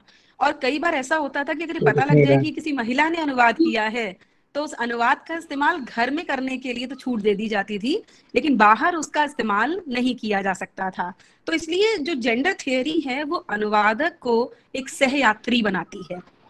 यहाँ तक कि कनाडा में अब ये सिस्टम हो गया है कि बहुत सारे रचनाकार अनुवादक को अनुवादक नहीं कहते। आप जानते ही हैं कि हम कई बार जब अनुवादक कहते हैं तो हम पहले ही उसे दोयम मान लेते हैं, तो वो अनुवादक को अनुवादक नहीं कहते बल्कि उसे सहलेखक या सहयात्री कहते हैं, जिससे कि पूरी यात्रा में उसकी सहभागिता को पहचाना जा सके। बल्कि यहाँ तक ऐसा हुआ कि ट्रांसलेटर शब्द के साथ एक नए शब्द की प्रस्तावना भी दी गई और वो शब्द था ट्रांसलेट्रेस, ताकि पता लगे कि जो महिलाएं हैं वो भी अनुवाद कैसे कर रही हैं। अब इसके दो एग्जाम्पल मैं और लूंगी। पहला एग्जाम्पल जो थोड़ा लंबा एग्जाम्पल है वो है सिमोन द बोउआ का। हम सभी ने उनकी रचना द सेकंड सेक्स के बारे में सुना है और प्रभा खेतान ने उसका बहुत अच्छा अनुवाद किया है स्त्री उपेक्षिता के नाम से, जिसे हमने पढ़ा भी है। पर मैं वहां नहीं जा रही हूँ, मैं उससे पहले के दो अनुवादों पर आती हूँ। उसका जो पहला अनुवाद हुआ, वो पहला अनुवाद जो है वो ब्लांच नॉफ ने कराया। ब्लांच नॉफ जो कि सिमोन की अमेरिकन पब्लिशर थी, और उन्होंने जब इसको पढ़ा, पेरिस की एक यात्रा के दौरान उनकी रचना को पढ़ा, तो उन्हें लगा कि ये रचना एक तरह का हाइब्रो सेक्स मैनुअल है और इसे जब ट्रांसलेट कराया जाए तो किसी ऐसे व्यक्ति को इसके ट्रांसलेशन का जिम्मा दिया जाए जो कि इंटेलिजेंट हो, लर्न्ड हो और वेल बैलेंस्ड हो। प्लीज इन शब्दों पर ध्यान दीजिएगा, जो इंटेलिजेंट हो, लर्न्ड हो और वेल बैलेंस्ड हो। और क्या स्पेशली उसमें क्या गुण होना चाहिए? One should not be feminist in any doctrine sense। तो एक ऐसे व्यक्ति को ढूंढा गया जो किसी भी तरह से फेमिनिस्ट नहीं थे, किसी भी तरह से डॉक्ट्राइन सेंस में फेमिनिज्म से जुड़े हुए नहीं थे। ये व्यक्ति थे एच.एम. पार्शले, जो जूलॉजी डिपार्टमेंट में थे, और उनको इसीलिए चुना गया कि उनकी रुचि जो है वो पशु पक्षियों में तो है, पर कम से कम वो स्त्री सवालों को सिरे से खारिज कर सकते हैं। और उन्होंने सिमोन को एक पत्र लिखा जिसमें उन्होंने ये लिखा कि सिमोन, आप से मैं इजाजत चाहता हूं कि प्लीज आप इसमें थोड़ा सा मुझे कट्स और एब्रिजमेंट की इजाजत दीजिए। और ब्लांच नॉफ ने स्पेशली ये कहा कि जरा ध्यान रखिएगा, क्योंकि जो सिमोन है she certainly suffers from verbal diarrhoea. ये मेरे शब्द नहीं है, ये शब्द आप उसके ट्रांसलेशन के बिल्कुल शुरुआत में देख सकते हैं, जहाँ ये क्लियरली लिखा है कि ब्लांच नॉफ ने और एल्फ्रेड नॉफ ने ये कहा कि Simone certainly suffers from verbal diarrhoea तो जरा ट्रांसलेशन करते हुए ध्यान दीजिएगा। तो उन्होंने क्या किया कि उन्होंने ट्रांसलेशन करते हुए बहुत इंपॉर्टेंट चीजें जो सिमोन को लगती थी वो सारी हटा दी, और ऐसा लगा कि सिमोन जो कुछ लिख रही हैं उन सवालों का देश और दुनिया से कुछ भी लेना देना नहीं है, बल्कि वो एक तरह से केवल अलूफ होकर वॉइड में लिख रही हैं। तो इस रचना की जितनी इंपॉर्टेंस हो सकती थी वो सारी की सारी खत्म हो गई। जब इसका दोबारा ट्रांसलेशन हुआ तो दोबारा इसका ट्रांसलेशन किया कॉन्स्टेंस बोर्ड ने और शीला मेलोवनी शेफलियर ने किया। जब ये ट्रांसलेशन कर रहे थे तो इन्होंने उन सारे कट्स को और सारे एब्रिजमेंट्स को रीस्टोर किया, और तभी ये लगा कि सिमोन की ये रचना तो देश और दुनिया में नहीं, मतलब पूरे देश में नहीं पूरी दुनिया में भी उतनी ही महत्वपूर्ण हो सकती है। तो ये देखिए कि एक ट्रांसलेटर की भूमिका कितनी बड़ी है। जब कोई ट्रांसलेट कर रहा होता है तो कैसे वो किसी भी रचना को पूरी तरह से खारिज भी करवा सकता है और कैसे किसी रचना को इतना महत्वपूर्ण भी सिद्ध कर सकता है। तो इसलिए अनुवादक का काम, शीला मेलोवनी शेफलियर तो विशेष रूप से लिखती भी हैं कि अनुवादक का काम है to find the true voice of the original work as it was written for its time and with the original content. अब मैं एक लास्ट एग्जांपल के रूप में आपके साथ रिम हासिन की जो थीसिस है उसकी चर्चा करूंगी। बहुत इंपॉर्टेंट काम किया है उन्होंने, और इम्पोर्टेंट काम इसलिए किया है क्योंकि उन्होंने कुरान के इंग्लिश ट्रांसलेशन पर काम किया, और जो कुरान का इंग्लिश ट्रांसलेशन है जो विमेन ने किया है, इस पर उनकी थीसिस है English translation of Quran by women, different और डिराइव्ड। इस पर उन्होंने 2012 में काम किया और इस काम को उन्होंने यूनिवर्सिटी ऑफ वॉरविक में प्रेजेंट किया। यहाँ पर जब वो जेंडर स्टडीज की बात करती हैं तो वो 4 चीजों पर बहुत फोकस करने के लिए हमें कहती हैं, और ये चारों चीजें बहुत इंपॉर्टेंट हैं जब हम अनुवाद करते हैं, जिनका हमें ध्यान रखना चाहिए। पहला क्या है? The role given to the paratext. जब सिर्फ टेक्स्ट नहीं, टेक्स्ट के साथ साथ जो इमेजेस हैं, जो उसके और रूप हैं, उनको हम कैसे डिफाइन करते हैं। दूसरा, the extent of intervention in the sacred text. जो सेक्रेड टेक्स्ट है उसमें हमें कितना इंटरवीन करने की इजाजत है। तीसरा, लिंग्विस्टिक चॉइसेस। तो लिंग्विस्टिक चॉइसेस क्या होंगी। और चौथा, women translator reading of gender related terms. मैं इस पर आती हूँ। इसमें वो महिलाओं ने जो कुरान का अनुवाद किया उसकी पूरी स्टडी करती हैं और हमारे सामने 2 निष्कर्ष रखती हैं। एक तरफ वो बित्त अल शत्ती और करीमन हर्जना की चर्चा करती हैं, जिन्होंने जब कुरान को ट्रांसलेट किया इंग्लिश में तो उन्होंने उसका ट्रांसलेशन ठीक वैसा का वैसा किया जिससे कि जो पुरुषों की शक्ति है और जो पुरुषों का महिलाओं के ऊपर अधिकार है वो स्थापित किया जा सके इंग्लिश ट्रांसलेशन में भी। और कुछ दूसरी तरफ कुछ महिलाएं थी जिसमें रिफत हसन, अमीना वदूद और अस्मा बरलास। इन्होंने जब ट्रांसलेशन किया तो इन्होंने कुछ शब्दों को बिल्कुल एक नए तरीके से ट्रांसलेट करने की कोशिश की। अब देखिए ट्रांसलेटर कैसे सब कुछ जो है वो हमारे सामने खोल कर रख देता है और रचना को पढ़ने के तरीकों को बदल देता है। सिर्फ 2 शब्दों के एग्जाम्पल। पहला शब्द है क्वाबामुना। क्वाबामुना शब्द जो है वो कुरान से लिया गया और अंग्रेजी में उसका ट्रांसलेशन किया गया। तो एक तरफ जो महिलाएं एक तरह से मेल ओरिएंटेड सोसाइटी की समर्थक थी, उन्होंने इसका ट्रांसलेशन किया कि the men who are mentally and physically superior to the women. जबकि जो दूसरी तरफ महिलाएं थी जो कि उसको समाज के साथ जोड़ना चाहती थी और महिलाओं के साथ जोड़ के देखना चाहती थी, उन्होंने इसका ट्रांसलेशन किया protector and maintainer of the physical situation and financial situation of the women. तो देखिए दोनों ट्रांसलेशन में कितना अंतर है। एक में ये बता दिया गया कि जो पुरुष हैं वो हमेशा हमसे सुपीरियर हैं और उनकी सुपीरियरिटी जो है वो कुरान में भी दी गई है, और दूसरी तरफ ये कहा गया कि पुरुष जो हैं वो महिलाओं के मेंटेनर्स हैं और वो उनका ध्यान रखने के लिए है, वो उनसे सुपीरियर नहीं है बल्कि वो उनके लिए फिजिकली और फाइनेंशियली उनका ध्यान रखने के लिए बने हैं। दूसरा शब्द आता है दराबा। दराबा का ट्रांसलेशन एक तरफ किया गया कि to hit them physically and to teach them a lesson, और उसका दूसरा ट्रांसलेशन जो महिलाओं ने किया वो था hit them in a gentle manner to insist on symbolic gesture of punishment and not any way it should be physically harming a women. तो देखिए कितना भिन्न भिन्न है। एक तरफ जो ट्रांसलेशन है वो बताता है कि पुरुष को अधिकार मिल जाता है कि वो अपनी पत्नी को मार सकता है, और दूसरा ट्रांसलेशन ये बताता है कि पुरुष पत्नी को मारेगा नहीं, अगर बहुत जरूरत है तो एक सिंबॉलिक जेस्चर हो सकता है जिसमें फिजिकली मारपीट शामिल नहीं हो सकती। तो अनुवाद के सामने बड़ी चुनौतियां हैं, अनुवाद के सामने बहुत संभावनाएं भी हैं। हम उस अनुवाद की दुनिया में हैं जिस अनुवाद की पहली परिभाषा हमें पढ़ाई जाती है, translations are like women, if beautiful not faithful, if faithful not beautiful. तो एक ऐसी दुनिया में जहाँ पे हमें ट्रांसलेशन को लेकर ऐसी चीजें पढ़ाई जा रही हैं, वहां पर वो महिलाएं भी हैं जो कि इस ट्रांसलेशन के माध्यम से अपनी दुनिया को ढूंढने की कोशिश कर रही हैं।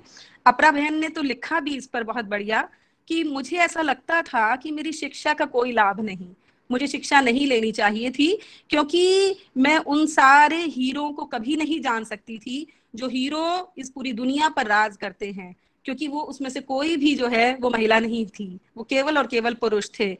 लेकिन अनुवाद ने मुझे वहां पहुंचाया जहां पर मैं उनसे जुड़ सकी, उन्हें जान सकी और उनके बीच में हस्तक्षेप भी कर सकी। मैं आपको लास्ट एग्जाम्पल दूंगी। अब जिस रचना का मैं ट्रांसलेशन कर रही हूँ, ये रचना है कार्सन मैकुलर की, the heart is a lonely Hunter. इस रचना ने मुझे काफी परेशान किया अनुवाद करते हुए, और इसी के अनुवाद के दौरान मेरे मन में सारे सवाल भी आए कि अस्मिताओं को हम ट्रांसलेट कैसे करें। क्या केवल उसे हम साधारण रूप से वैसे ही ट्रांसलेट कर सकते हैं जैसे किसी भी रचना को कर दिया जाता है? यहाँ पर ये रचना दो अस्मिताओं की बात करती है, एक अश्वेत अस्मिता और दूसरा स्त्री अस्मिता, जेंडर की अस्मिता की बात करती है। मैं आपके सामने सिर्फ एक एग्जाम्पल लूंगी, मुझे लगता है काफी देर हो गई मुझे बोलते हुए। यहाँ पर एक महिला है जो कि जब जब परेशान होती है तो वो गलत अंग्रेजी बोलती है। वो कहती है, once I mentioned to you this here Buster Johnson were at the prison with Willie, us knowed him before, he were sent home yesterday। अब कैसे ट्रांसलेट करेंगे इसे? क्या इसे केवल ऐसे ही ट्रांसलेट कर दिया जाए कि वो तो बस्टर को जानता था और वो बहुत परेशान था, वो हमसे मिला भी था और हम उसे पहले से जानते थे? या फिर इसके लिए मुझे भी कोई ऐसी भाषा चुननी होगी जिसके माध्यम से मैं उसके उस सवाल तक पहुंच पाऊं जिस सवाल को वो हम तक रखना चाहती थी। तो इसलिए जरूरी है कि इस ट्रांसलेशन को पढ़ते हुए हम इन सवालों से दो चार हों, इन सवालों के बारे में सोचें, और तभी हम शायद उन निष्कर्षों तक पहुंच पाएंगे जहां पर हमारे सामने अनुवाद के भीतर अस्मिता के सवाल भी उतने ही महत्वपूर्ण रहेंगे। मैं आप सभी का बहुत बहुत शुक्रिया करती हूँ। Many thanks for your patience listening. You can text your questions to me. मेरी ईमेल आईडी यहाँ आपको नजर आ रही होगी। बहुत बहुत शुक्रिया, बहुत बहुत धन्यवाद। धन्यवाद, शुक्रिया मैम। आवाज आ रही है अनीश? हेलो जी सर, ठीक है बेटा, आवाज आ रही सर, ठीक है बेटा। शुक्रिया मैम आपका। और निकोला जी, आपका भी कुछ प्रश्न है हमारे जो हम अगले 10 मिनट में हम लेना चाहेंगे। तो निकोला जी से एक प्रश्न है जो उमा राग मैम ने पूछा है। निकोला जी सुन पा रहे हैं? हाँ, सुन पा रहा हूँ जी। सर आपसे प्रश्न है उमा मैम का कि भाषा के प्रभाव की चर्चा आपने की थी कि मनोहर श्याम जोशी का जो उपन्यास है उसमें भाषा के प्रभाव हमें देखने को मिलते हैं। तो आपने इसको अनुवाद करते हुए आप उस समस्या से कैसे आपने निजात पाई है, उसका हल कैसे निकाला, उस भाषा के प्रभाव का हल कैसे निकाला आपने फ्रेंच में अनुवाद करते हुए? अच्छा, तो शायद मैं आधा हिंदी में आधा अंग्रेजी में उसका जवाब दे दूंगा। जैसे मैंने दिखाया तो कई पहलू बहुत महत्वपूर्ण हैं, और उनमें से एक है जोशी का सिंटैक्स के लंबे वाक्य और इतनी टेक्निकल भाषा। तो फ्रांसीसी में मैं कोशिश करता हूँ कि, तो आमतौर पर हम फ्रांसीसी लोग, हमको आदत है लंबे वाक्य लिखने का है। तो इसलिए जब हम अंग्रेजी में लिखते हैं तो अंग्रेजी वाले कहते हैं कि हमारे वाक्य ज़्यादा कॉम्प्लेक्स होते हैं, ज़्यादा लंबे होते हैं। तो इसलिए हमको आमतौर पर कोशिश करते हैं कि छोटे छोटे वाक्य लिखना।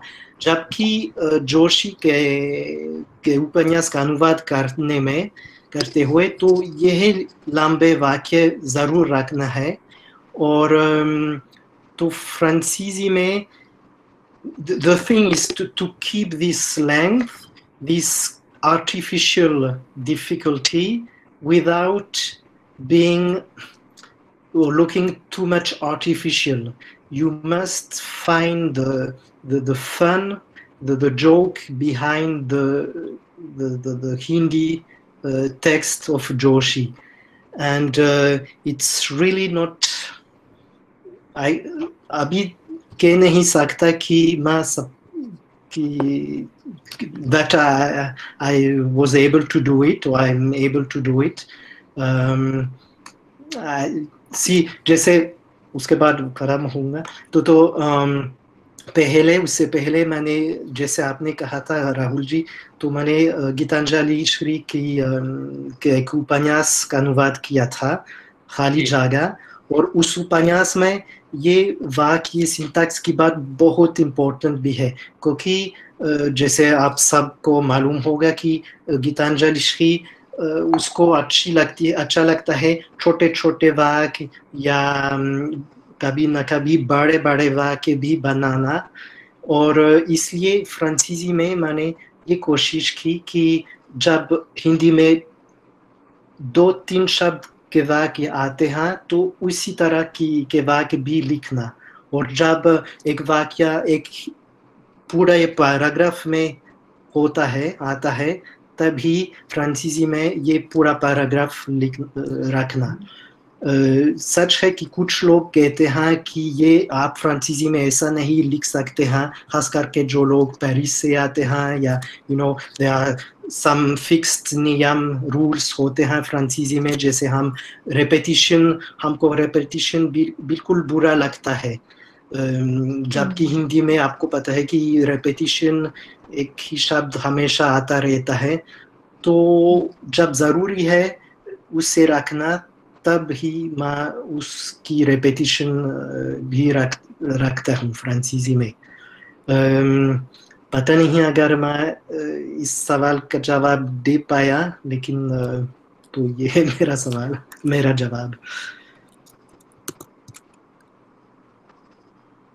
अगर दूसरा सवाल हो। जी हाँ, एक और सवाल है मेरा आपसे निकोला जी।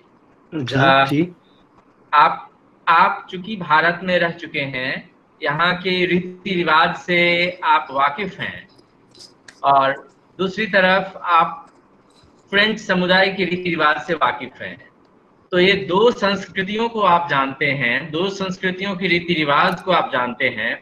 क्या ये जानना जो है अनुवाद में कितना सहायक सिद्ध हुआ आपके लिए? आपने किस प्रकार से भारतीय संस्कृति को उसके सही रूप में फ्रेंच भाषा में अनुदित कर दिया? क्या उससे कुछ सहायता मिली क्या? तो आपका सवाल ये है कि संस्कृति, भारतीय संस्कृति कैसे? So this is the real important question, खास करके मनोहर श्याम जोशी की एक किताब की, उस तरह की किताब के लिए। So what I've tried to show, जो मैंने दिखाने की कोशिश की पहले, यह है कि कभी न कभी जब टेक्निकल टर्म बहुत महत्वपूर्ण हिंदी या संस्कृत शब्द आते हैं या संस्कृति पहलू आते हैं, तभी फ्रांसीसी में यह कोशिश करता हूँ कि वे भी किसी न किसी तरह उसे दिखाना फ्रांसीसी में। तो मैंने एक उदाहरण दे दिया पुजारी, और मैंने कहा था कि फ्रांसीसी में ये प्रीस्ट का शब्द का इस्तेमाल करूँगा, पता नहीं शायद पुजारी भी रख लूँगा, हम देखेंगे। लेकिन the thing is that this is the main question of translation. Either you keep all technical sources terms from the Hindi, Sanskrit, and the Sanskrit Indian culture, not only Sanskrit, sorry, but the Indian culture at large. And the danger is that your reader will be lost and won't read you because they cannot understand what is going on. The other danger, the reverse, is to translate it into purely French and European cultural term, and then you are doing kind of neo colonialism translation. So we have to find this middle path, which is making the reading interesting and enough easy for the French reader in order that he wants to read it, because that's the main aim, that the reader wants to read Hindi literature. So make the text easily enough that everybody wants and can read it, but also to keep as much as possible the specificities of Indian culture, of any foreign culture, in order that we are not reproducing Orientalism or colonialist bias. So, yeah, it's a continuous balance between the two poles. शुक्रिया, thank you. Ma'am से बहुत सारे प्रश्न हैं और यदि आप chat box में देख रही होंगी। हेलो। नहीं, पर आप पूछ लीजिए, मैंने कुछ प्रश्न देखे तो हैं, लेकिन अगर कुछ स्पेसिफिक बात है। बहुत सारे प्रश्न हैं। एक उमा मैम का प्रश्न है आपसे कि हमारे समाज में जेंडर डिस्क्रिमिनेशन मौजूद है, तो क्या अनुवाद इसका समाधान ढूंढ सकता है क्या, इस जेंडर डिस्क्रिमिनेशन को? प्रश्न के लिए बहुत बहुत शुक्रिया। और जब मैं इस जेंडर थियरी पे मैंने काम करना शुरू किया और इसके माध्यम से ट्रांसलेशन करना शुरू किया, तो असल में यही सवाल मेरे सामने था कि सबसे ज़्यादा डिस्क्रिमिनेशन हम अस्मिताओं के सवाल पर ही देखते हैं। और मैंने ये पाया कि अनुवाद सचमुच इसको पूरी तरह से कुछ बदल सकता है नहीं, ये मैं दावा नहीं कर सकती, लेकिन अनुवाद इसमें सहायता बहुत करता है। और अनुवाद करने वाले की भूमिका इसमें बहुत बड़ी है, क्योंकि हम अक्सर ये कहते हैं और अक्सर हम अनुवाद पर बातचीत करते हुए ये मान लेते हैं कि अनुवाद दोयम दर्जे का काम है, और इसीलिए लोग अनुवाद में संलग्न नहीं होना चाहते। मैं ये विशेष रूप से कहना चाहती हूँ कि अनुवाद आपसे अतिरिक्त श्रम की ही मांग नहीं करता, बल्कि अनुवाद आपसे मांग करता है कि आप सभी तरह के पूर्वाग्रहों से रहित होकर अनुवाद की तरफ आएं। तो अगर आप पूर्वाग्रहों को, अपने प्रेजुडिस को छोड़कर जब आप अनुवाद में संलग्न होते हैं, तो अनुवाद किसी भी तरह के डिस्क्रिमिनेशन पर पुनर्विचार करने के लिए हमें स्पेस देता है।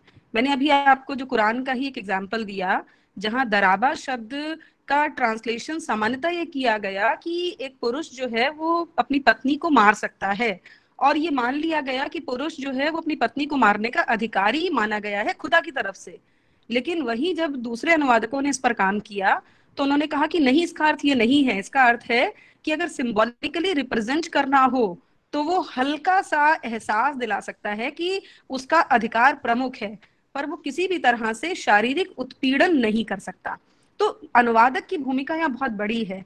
अगर अनुवादक जो है वो एक खास तरह की सोसाइटी के कंस्ट्रक्शन के लिए, क्योंकि देखिए दुनिया में इतनी भाषाएं हैं, हमें तो बेबल की मीनार के बारे में पढ़ाया जाता है कि जब ये कहा गया कि खुदा ने कि लोग ऊपर तक पहुंच जाएंगे तो उसने सभी की भाषा अलग अलग कर दी ताकि कोई एक दूसरे की बात को समझ ही ना पाए, और उसके बाद लोगों में झगड़ा हो गया और वो मीनार कभी खड़ी नहीं हो पाई।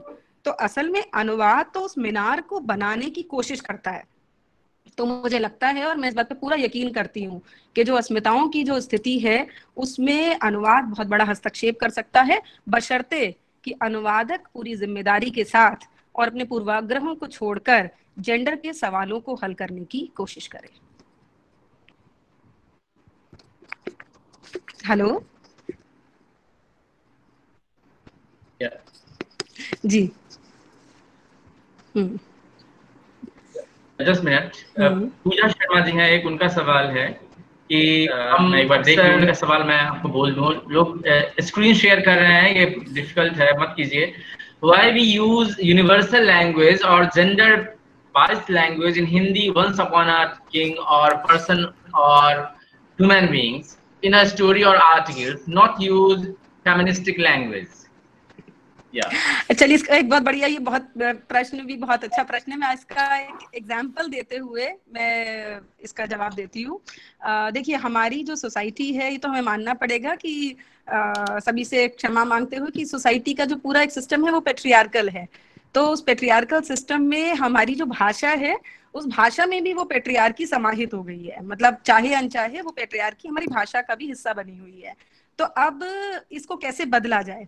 तो बहुत पहले 2011 में हम लोगों ने एक कॉन्फ्रेंस ऑर्गेनाइज की थी जिसमें एक वक्ता ने हमें कहानी सुनाई थी, और मैं उसी कहानी को यहाँ पर दोहरा रही हूँ। मुझे वो याद आ गई कहानी सी बात से कि पहले एक कहानी कही जाती थी सूरज की और हवा की। सबने ये कहानी सुनी होगी कि सूरज ने कहा कि सूरज और हवा के बीच में ये शर्त लगी कि चलो हम देखते हैं कि दोनों में से अधिक ताकत किसमें है। तो सूरज ने कहा कि हाँ ठीक है, देख लेते हैं। तो ऐसा करते हैं कि वो जो एक किसान जा रहा है, उस किसान को जो सबसे पहले अपने पूरे वस्त्र उतारने में जिसमें ज्यादा शक्ति होगी, जो ये करके दिखा देगा, वो जीतेगा। तो हवा ने बहुत कोशिश की, हवा जोर जोर से चली और उस किसान ने और ज्यादा कपड़े पहन लिए। सूरज ने अपनी धूप को और तेज किया। किसान इतना परेशान हो गया कि उसने वो सारे वस्त्र उतार दिए, तो बस सूरज जीत गया। अब कुछ समय बाद जब स्त्रियों की आवाजों का दखल शुरू हुआ तो हवा ने कहा कि इसमें कुछ गड़बड़ है। तो वो फिर से सूरज के पास गई और उसने कहा, देखिए यहाँ से भूमिका शुरू होती है अनुवाद की, भाषा की। हवा ने सूरज से कहा कि चलो फिर से एक बार मुकाबला करते हैं, और लेकिन अब की बार शर्त मैं रखूंगी। तो सूरज ने कहा ठीक है रखो। तो उसने कहा कि किसान तो वही होगा, पर शर्त ये होगी कि कौन उसे ज्यादा कपड़े पहनने पर विवश कर देगा। तो अब सूरज ने अपनी बहुत धूप दिखाई, लेकिन उसने वो कपड़े पहना नहीं पाया। धूप के कारण किसान ने फिर वही किया, और इसमें हवा जीत गई, क्योंकि इस बार जो है वो हवा ने जो शर्त रखी थी वो शर्त पूरी हो गई। तो असल में जो अनुवाद है वो जीत और हार का सवाल नहीं खड़ा करता।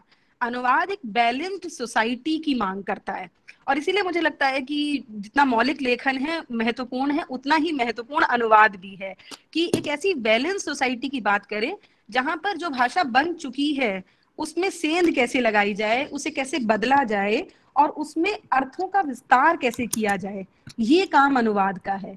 और इस दृष्टि से जो पहले बनी हुई भाषा है उस भाषा में बदलाव की भी जरूरत है, और हमारे उतने ही सजग हस्तक्षेप की भी जरूरत है। अगर हम वो करते रहेंगे तो भाषा ही नहीं दुनिया भी बदलेगी, मुझे पूरा यकीन है। शुक्रिया। जितेंद्र भगत जी का सवाल है आपसे, अनुवादक के जेंडर और देशकाल से अनुवाद पर कितना फर्क पड़ता है? निकोला जी ने अपने अलग होने के बावजूद जब इस तरफ अनुवाद किया है तो उस पर उन्होंने बातें रख दी हैं, और जेंडर पे आप वक्त से बात कर रही हैं, किस तरीके से आई और इट का अनुवाद हुआ है, तो और किस तरीके से अस्मिताएं वहां पे प्रश्नचिन्हित हो जा रही हैं। तो आपने बस मैं एक लाइन में इस बात का जवाब दे दूं कि अनुवाद पर देश काल का असर जितना पड़ता है उतना ही जेंडर का भी, और उतना ही इन चीजों के प्रति सावधानी का भी। हम सब अलग अलग देश काल से हैं, अलग अलग जेंडर से हैं, लेकिन उसके बावजूद जब हम ट्रांसलेट कर रहे होते हैं तो हम उसके प्रति कितना सावधान है। देखिए इन सब चीजों के प्रति सावधानी बहुत जरूरी है। निकोला जी स्विट्जरलैंड से हैं, लेकिन जब वो हरक्यूलियस की हैरानी को ट्रांसलेट कर रहे हैं तो वो उसके एक एक शब्द के प्रति सावधान हैं, और वो पूरी कोशिश कर रहे हैं कि हिंदी का जो पूरा इम्पैक्ट है, जो असर है, वो भी अनुवाद में आ जाए, और साथ ही वो फ्रांसीसी कल्चर वालों को भी कम्युनिकेट हो सके। तो हम देशकाल का मतलब सिर्फ अपना देशकाल ही नहीं है, अनुवादक तो 2 देशकालों में जीता है। और वो मैंने एक लेख इस पर लिखा था कुंवर नारायण जी पर बात करते हुए, अनुवादों का देशकाल। निकोला जी उससे परिचित हैं उस लेख से। तो अनुवादों का अपना एक देश काल होता है, क्योंकि अनुवादक किसी एक देश और काल का नहीं होता, वो अपने कल्चर से बढ़कर 2 संस्कृतियों का वाहक हो जाता है। इसलिए अनुवादक की भूमिका बहुत बड़ी भूमिका होती है। एक सवाल आप दोनों से है, शक्तिवीर जी का सवाल है। शक्तिवीर सिंह ने पूछा है आप दोनों से। निकोला जी सुन पा रहे हैं आप? मैं सुन पा रहा हूँ। उनका सवाल है, सुनिए। अस्मिताओं की बात की जाए तो भारत में सीधी नारी के लिए कहा जाता है कोट, वो गाय सरीखी खूंटे से बंधी रही, अनकोट। वहीं यूरोपियन देशों में गाय को एक हिंसक जानवर माना जाता है। आप इसका अनुवाद कैसे करेंगे? Nicola ji over to you. नहीं माफ कीजिएगा, लेकिन मैं समझ नहीं पाया कि शायद आप उसे फिर दोबारा मैं सवाल करता हूँ।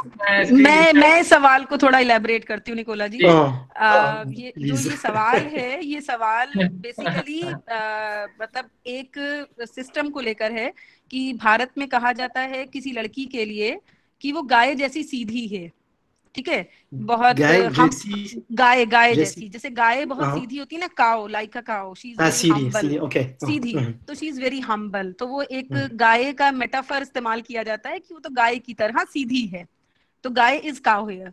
तो और अगर यूरोप में देखें तो जो गाय है, काओ है, वो बहुत ही वायलेंट है। तो अब अगर इसका ट्रांसलेशन करना हो तो इसका ट्रांसलेशन आप कैसे करेंगे कि वो लड़की गाय जैसी सीधी है? वाह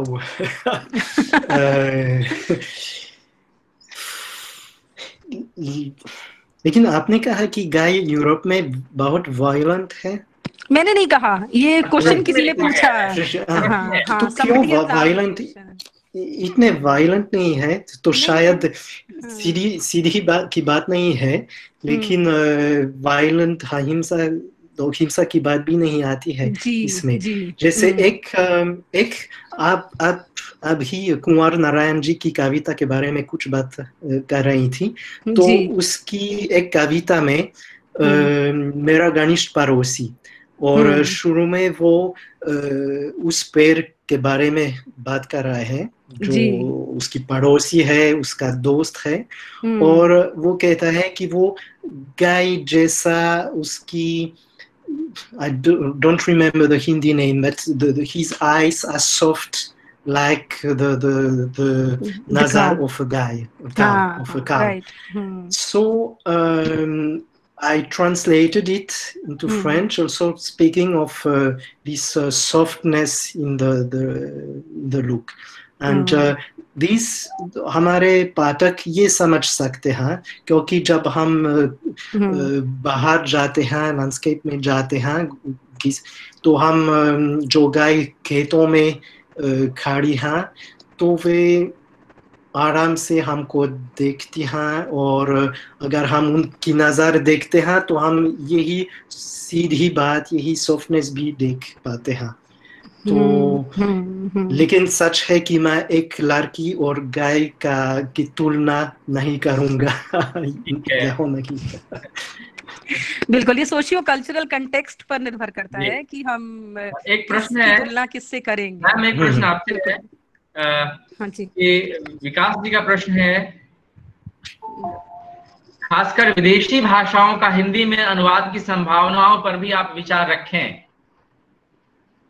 विदेशी भाषाओं का हिंदी में अनुवाद की संभावनाएं कितनी हैं? ये बहुत बड़ा सवाल है, ये सवाल नहीं पर कोई बातचीत हो सकती है। मतलब ये जो मैं बार बार कह रही हूँ, शायद एक तरह से निकोला जी रेपिटिशंस को पसंद नहीं करते, पर मैं रिपीट ही करूंगी कि अनुवाद, जैसे ही हम अनुवाद में लीन होते हैं, वैसे ही सारी दूसरे कल्चर को लाने का दायित्व अनुवादक का बढ़ जाता है। किस भाषा से हिंदी में अनुवाद किया जा सकता है, लेकिन उसके लिए जो पहली शर्त है वो ये कि उस भाषा की अच्छी जानकारी, दूसरा उस भाषा के प्रति, उस भाषा भाषियों के प्रति भी उतनी ही संवेदनशीलता, और तीसरा उस अनुवाद को करने की जरूरत। हर रचना का अनुवाद करने की जरूरत भी नहीं होती। कुछ रचनाएं हैं जो हमें छूती हैं और हमें लगता है कि इस रचना को अगर हम अपने यहाँ लेकर आते हैं, मतलब अगर मैं कहूँ तो हिंदी में लेके आते हैं, तो उस रचना को लाने से बहुत कुछ जुड़ पाएगा। जब वो हमें लगता है कि कुछ जुड़ेगा, तब हम उस रचना को अपने यहाँ लाने की कोशिश करते हैं। जब मैंने ये इनको पढ़ना शुरू किया, कार्सन मैकलर को, तो मुझे लगा कि ये ठीक वैसी ही समस्याओं पर बातचीत कर रही हैं जो समस्याएं भारत में भी मौजूद हैं। तो मुझे लगा कि इसे सामने लाने पर जो भारत के लोग जब इसे पढ़ेंगे तो उनके लिए भी उनकी ही जानकारी में कुछ इजाफा होगा, कुछ जुड़ेगा। जब कुंवर नारायण जी को निकोला जी फ्रेंच में अनुदित कर रहे हैं, तो इसलिए क्योंकि कुंवर नारायण जी का वैश्विक परिदृश्य इतना बड़ा है कि उनका ग्लोबल पर्सपेक्टिव इतना बड़ा है कि जब आप उन्हें हिंदी में पढ़ते हैं, अंग्रेजी में पढ़ते हैं, तो आपको लगता है कि उन्हें फ्रेंच में आप क्यों नहीं पढ़ें, फ्रेंच कम्युनिटी उससे वंचित क्यों रह जाए। तो हर रचना अनुवाद के लिए नहीं होती, लेकिन उस रचना का जो पार्ट है जब वो आपको इतना मजबूर कर दे कि आपको उसे अब लाना ही होगा, तब इसका मतलब है कि आप उससे कहीं ना कहीं कुछ नया जोड़ना चाहते हैं, और शायद तभी हमें अनुवाद करना चाहिए, वरना नहीं। जी शुक्रिया। एक अंतिम प्रश्न मैम आपसे है, मनीष कुमार जी का प्रश्न है, किसी मनीष कुमार जी का प्रश्न, मनीष माहौर जी का प्रश्न है। प्रश्न सुनिए। उत्तर प्रदेश व बिहार के गांव में जब भाषा देखते हैं तो वह जाति में बट जाती है। एक उदाहरण के तौर पर देखें तो जौनपुर के एक ही गांव में मंदिर जैसे शब्द के तो जातिगत रूप हैं। ऊंची जाति के लोग मंदिर कहते हैं और नीची जाति के लोग मंदिर कहते हैं। जैसे शब्द पर आधारित होते हैं, उसी प्रकार क्या भारत में शब्द भी जाति आधारित हो सकते हैं?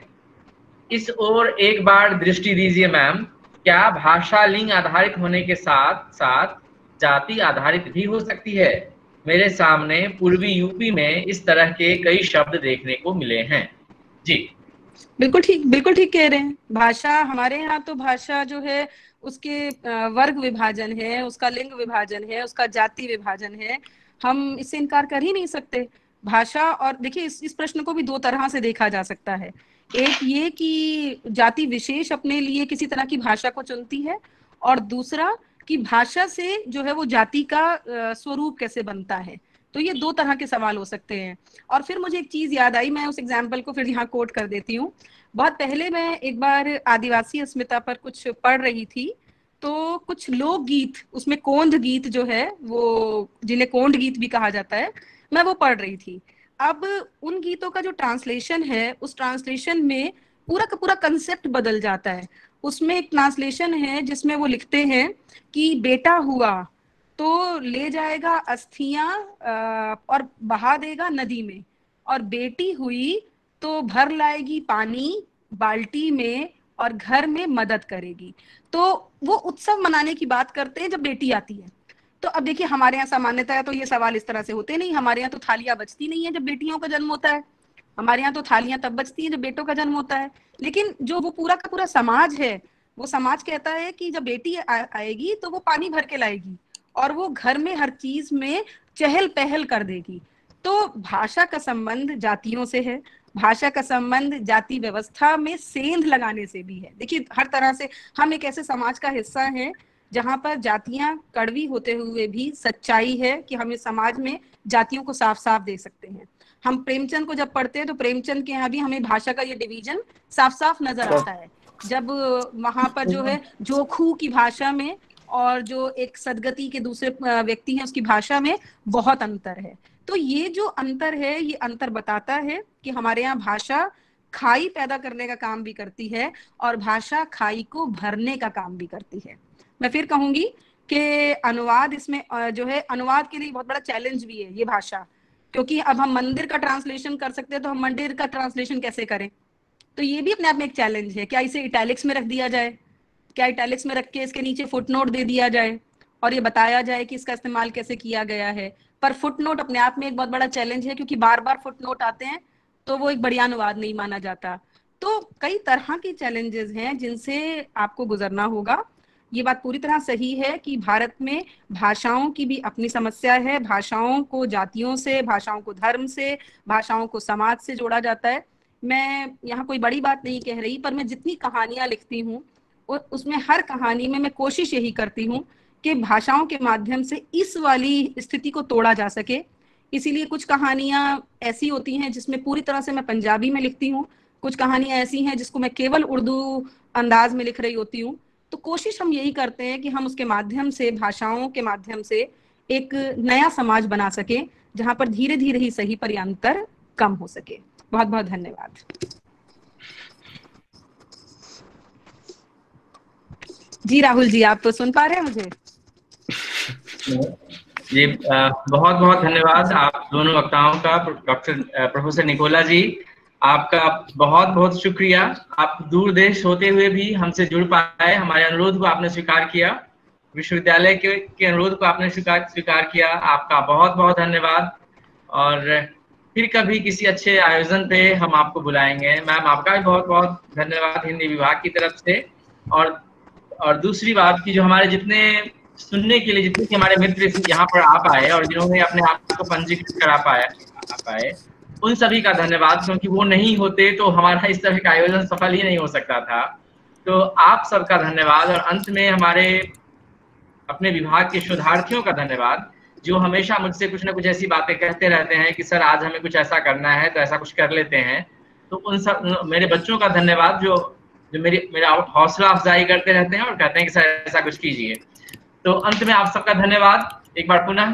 अपना ध्यान रखिए, अपना ख्याल रखिए, स्वस्थ रहिए, और हम फिर किसी एक अच्छे विषय को लेकर के आपके सामने हाजिर होंगे। बहुत बहुत धन्यवाद। बहुत धन्यवाद सर। बहुत शुक्रिया। बहुत धन्यवाद निकोला जी को भी बहुत धन्यवाद। राहुल जी को बहुत ही धन्यवाद। तो जल्दी मिलते हैं फिर। Thank you. राहुल से एक पूछना था सबके लिए कि कई सारे मैसेज आ रहे हैं कि हेलो जी हाँ अनीश बोलिए। हाँ, कई सारे इस मैसेज में देख रहा हूँ, कुछ कह रहे हैं कि हमारे पास फीडबैक फॉर्म भर नहीं पाया। सबको ये बताना चाहूंगा जितने प्रतिभागी हैं कि सबके पास ईमेल के माध्यम से फीडबैक फॉर्म पहुंच जाए, सब लोग जो नहीं भरा है उसके लिए। ठीक है।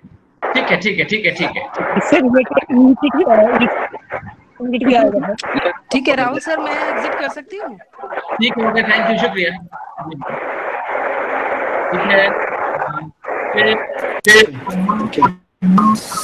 ठीक है निकोला जी। अरे ईमेल। हाँ जी बोलो बेटा। सर सर्टिफिकेट भी मिलेगा सर इसे सेमिनार का? बेटा मिलेगा, लेकिन थोड़ा सा समय लगेगा, लेकिन मिलेगा। ठीक है सर, धन्यवाद। सभी अपना फीडबैक फॉर्म भरें, जो भरेगा फीडबैक फॉर्म उसी को मिलेगा, सबको ईमेल पे जाएगा।